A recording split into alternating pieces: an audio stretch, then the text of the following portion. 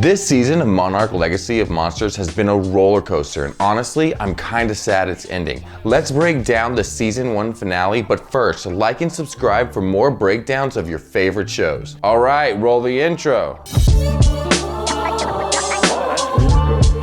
Our finale begins in the Hollow Earth. Hello?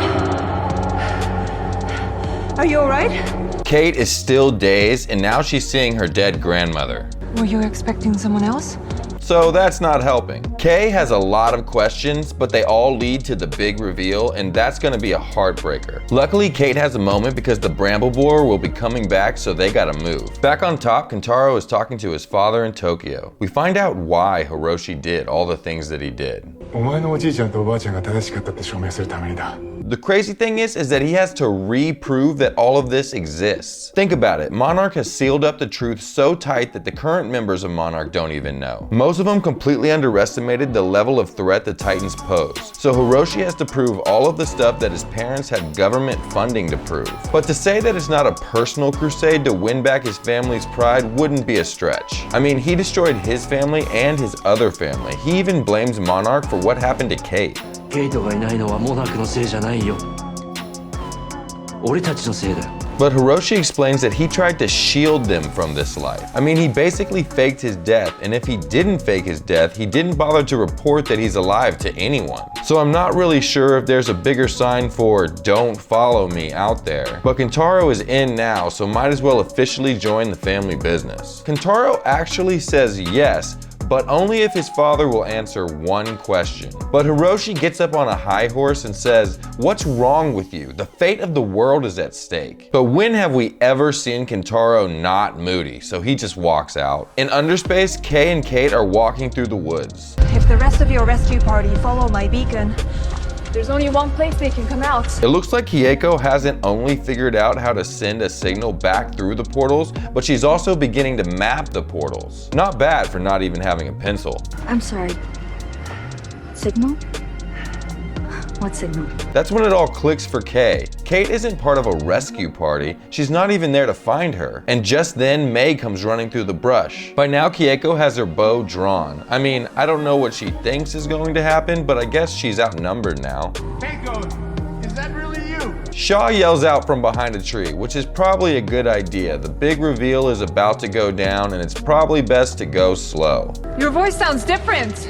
Come out where I can see you. Well, hold on, they gotta talk about a few things first. How long do you think you've been down here, Kay? She estimates it's been 57 days. I thought somewhere around a month or two, so I'm gonna count that as one for me. So Hiyeko has basically lost a year every day, or 0.98 of a year every day she's been in the Hollow Earth. Shaw explains that he led a recon mission down there in 1962. He thinks that he was there for around 1 week and lost 20 years. This is what I was trying to say in my shorts, but you nerds can't handle not being able to explain something logically. It's a giant monster movie with portals to another dimension. Just have fun with it, okay? Anyways, Shaw spent around 7 days. I estimated that he was down there for 4 hours, so I'm gonna quietly take away my point from earlier. So that means that Shaw lost 2.85 years per day. Why is this? I don't know, but Hiyeko has already been thinking about it. Yeah.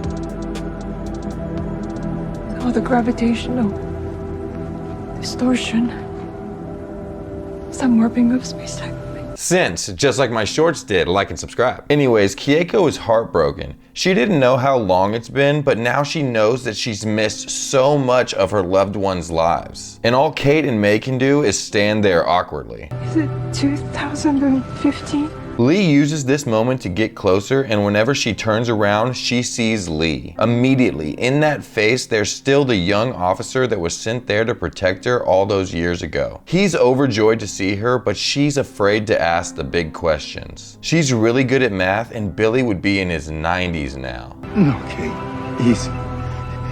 He's gone. He died a long time ago. This is just too much. For the last 57 days, she's fought her way out of this hellhole, and now she finally gets a glimmer of hope. Then she finds out that one of the reasons she's fighting in the first place has lived and died without ever knowing if she was still alive. She's afraid to ask the next big question. Billy is her husband. the man she loved. But Hiroshi is her son, the only person that without a doubt she would give her life for. Hiroshi! She's so distraught she's holding herself, probably the same way she did as she tried to sleep at night in the wilderness of the Hollow Earth. He's fine. He's okay. How do you know? How do you know?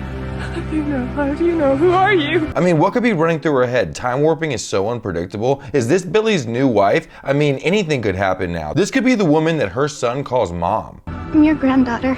Mary Yamamoto gives such an amazing and understated acting performance here. You can see on her face, first she denies it, then she looks at Kate. She sees Hiroshi, maybe she even sees herself. Then she thinks something like, my son has a daughter, so he found a woman. Well, he found two. Her eyes even seem to show some sort of empathy for Kate. And Shaw is old man crying. You know, it's like the Movements with no tears. This is such an amazing first season to this series, and I can't wait to see what the future holds. I'm gonna make it my duty to keep you updated on all Legacy of Monsters news. All you have to do is like and subscribe. All right, let's get back to the video. How's the leg? Columbo is back in the war room, albeit using a cane, but he's there. Good. Only hurts when I walk on it. He wants to investigate the signal, but the big boss says that the bigger priority is figuring out how to stop another G-Day. I understand where she's coming from. When King Ghidorah is released, I bet you they wish they had a little more time to prepare. Someone could be alive and that is not a priority? She says that in normal times, yes, they would have dropped everything to figure this out. But like Hiroshi said, the fate of the world is more important. But we are looking at a wave of Titan events threatening the lives of 7 billion people. I mean, when you put it that way. What if the 3 could save the 7 billion? She explains the scale of the problem is huge and they need to stay focused. Her hands are tied, but he gets even more upset. Otherwise, Shaw was right about us. He's definitely right about you. Okay, now she's done with him. He's gone too far. And honestly, she looks kind of hurt. But he gets the message, sit down or get fired. In Underspace, Kayako takes everyone to her camp. I mean, she'd do great on Alone or Naked and Afraid. And look, she has the Titan phone Shaw used on his recon mission, sending a signal back to Earth. The logo must have made her think of Monarch. So Monarch made it to 1962? They're around even today. That was part of it. And that made her think of Hiroshi. Tell me about him. He's a family man. Truer words were never spoke. May can barely contain the laughter, but she does tell the truth about some things. He did follow in her footsteps and work for Monarch as far back as the 80s. And he did leave Monarch when they told him he had to stop. He never knows when to stop. Kayako has one big question though. Is he happy? But Shaw interrupts all the awkwardness. Can you rewire this back to its original configuration? Shaw has a plan and time isn't on their side, so they need to get going. At sea level, Hiroshi is picking up what's left of his things at his Tokyo family's apartment. Kentaro's mother is her caring self and asks what he plans to do. But when Hiroshi says San Francisco, even if it's only to finalize his other divorce. Also, what's the legal repercussions to having 2 families in 2 separate countries? Though Amiko would hate to admit it, but I bet that hurts. She said she never gave up hope that he was alive somewhere and just couldn't get home. And after all that pain, only to be hurt again. She says that Kentaro deserves to have a father and to let him know where he ends up as she puts her ring on his box and sends him on his way. In the Hollow Earth, Kayako and the gang are moving the Titan phone and it's definitely not meant to be carried. Hey, don't get hooked up on the tree.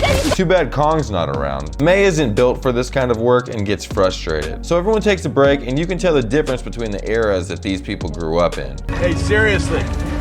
Don't go far. In Tokyo, Kentaro sits at his whiskey bar and tries to draw out the map so he doesn't have to go back to his father. It looks like he's been trying for a while and it's hard for him not to think about the first night he met May. But look who shows up, the one and only Columbo. Wait. Your mother said I might find you here. He wants Kentaro's help. I don't know what any of this means. He doesn't, but his father might. Shaw and Kayako sit down on a log in the Hollow Earth. Shaw is still just so happy that she's alive. I've been talking to you and Billy in my head the whole time I was here. He must have thought about this moment a million times. She finally wants to know what happened to Billy, so he tells her the quick story about Skull Island. But he did it, Kay. He was the last man standing. I mean, he went down swinging. He saved Monarch. He saved everything you and he built. This is very telling that after all these years, Shaw still feels like he failed, and maybe he did, but he's still a founding member of Monarch. It was Shaw that set up the meeting with the generals for the Godzilla footprint. He arranged the funding and kept the pencil pushers off their backs. I've lost so much time, Lee. Kieiko missed so much. She missed all of her son's birthday and her husband's death. What's it like now? Shaw explains it like an older man would. Cars are more efficient, but not as cool. Cell phones, flat screens, yada, yada, yada. Oh, hey, we went to the moon. I always forget what an accomplishment going to the moon is. To me, we've always been able to go to the moon. I forget that someone born in the 1940s would think that it's impossible, then improbable for the next couple decades. Same old world. Same people. Conflicts. Triumphs. You know. Moms. Dads. With that, Shaw starts to tear up, and so does Kieiko. So, like that generation does, instead of dealing with their feelings, they get back to work. At Hiroshi's Tokyo office, he sits and watches the last video his father made on Skull Island. Actually, I don't, because it'll probably mean I'm dead. Bill Randa, the original vlogger. Hiroshi, being of the moody Randas, must see that clip as a little too late, but it's something. It's a broken man's last chance to speak with his son. That's when Columbo and Kentaro knock on the door. And I have no interest in working with Monarch. Well, that's probably good because they wouldn't touch you with a 10-foot pole. Hiroshi doesn't have much patience for Tim, which is weird because Columbo has been the only guy that's believed in him all this time. Columbo was even banished to the basement for being overly nerdy about the Randas. Just show him. They show him, but Hiroshi doesn't want any part of this. He's actually thinking like the Monarch big boss. The world is about to go up in flames, and that's more important. And after all of the loss in his life, he might not want the hope. Hope can hurt. You'd think a father might be interested in finding his daughter. This is cruel. But Columbo says that he left Monarch after his argument with the big boss. You said you wanted me to work with you, to finish your journey. Fine, I'm in. But first help me find my sister. But how could they do anything without Monarch? Monarch isn't the only game in town. Remember in Godzilla vs. Kong when Apex had transports through the Hollow Earth? I think we know how that starts. In Underspace, Kieiko is explaining her theories on the Hollow Earth. It's like a patchwork quilt, pieces of our world and the Titan world. She doesn't think that the Titans come from here, it's just a place in between. And finally, we get a name for the Hollow Earth. I think finders should get naming rights. Kieiko calls it Axis Mundi. The pull between heaven and earth. I might still call it the Hollow Earth sometimes, but Axis Mundi is its official name, or AM for short. Underspace is out. Sorry, General. How do you know we are underground? Because we fell down a hole. Did we? Fall? Or did we enter? Right here, this is another thing I talked about in my shorts. The portals are wild cards, and there's no reason to think that they're inside the Earth at all. All we know is that the gang is in a double-sided place that's connected to the Earth by portals. And this opens up the universe so much for the GXK writers. Finally, the gang gets to their destination, the landing zone that Shaw's team used in the 60s. Right where I left her. Shaw's plan is actually pretty smart. Just leave the same way they planned on leaving the first time. If you remember, he went back shipless from his mission. Gotta be kidding me. Oh, it's amazing. It's amazing, isn't it? So they're gonna lure a Titan through the portal, then boom, ride the vortex back to Earth. They start setting up, but Kieiko doesn't want to be rushed. Hey, what is wrong? I'm staying behind. She's scared of what the world is now, and she feels like she's let her son down. It's hard to fathom what must be going through her head. I'm not going to breathe his life again by reappearing suddenly. But Kate says no. Our family has lost so much, and now we have a chance to bring someone back, and you're gonna take that away? No more. This curse is broken. So they all strap into the pod and turn on the Titan phone. But wait, the Ion Dragon comes from inside the Axis Mundi. That's really not good, especially when it knocks the cable loose from the Titan phone. It's leaving. It's going away from us. Lee does his job and runs out there to fix it. The winds from the portal are insane, and the Ion Dragon is slowly walking towards it.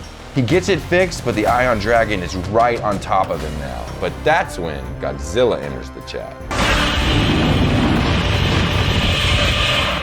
Godzilla walking through the portal is one of the coolest things I've seen in a while. The Ion Dragon quickly attacks, but Godzilla throws him off so it regroups and hits him with the spit to the eye move. Godzilla is probably both in pain and completely grossed out. So he grabs the Ion Dragon, ripping one of its wings off and throws half of it into the portal. Shaw is watching this instead of getting into the pod, so when the pod starts to move, he runs, but he's just not as fast as he used to be.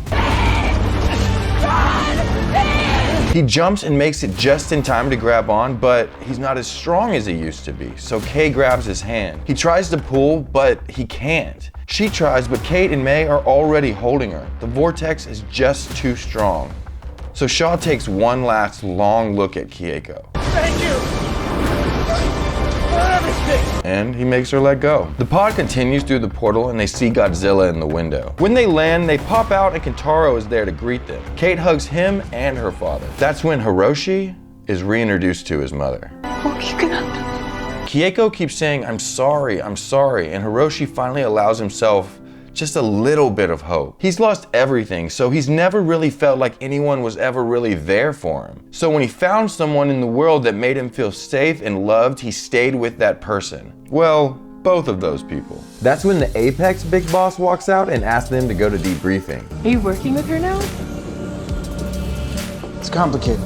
I told you, we've done this before. Why would I lie? Anyways, while they're royally confused about everything, we learn that it's been 2 years on Earth and that they're in a state-of-the-art Apex facility on Skull Island. And guess who doesn't like them being there?